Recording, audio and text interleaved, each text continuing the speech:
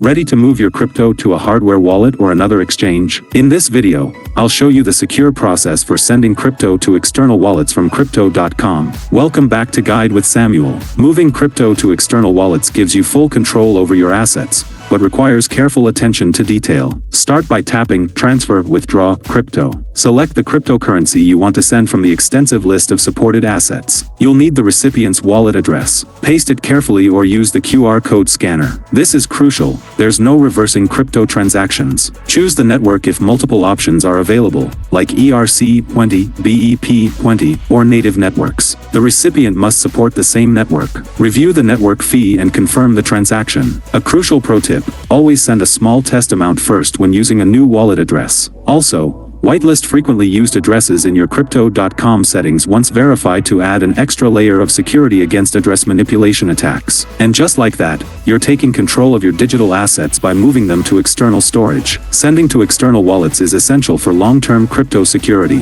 Do you prefer keeping crypto on exchanges or in personal wallets? Why? Let me know in the comments. For large deposits, subscribe for our next video on how to deposit to crypto.com using wire transfer. Thanks for watching.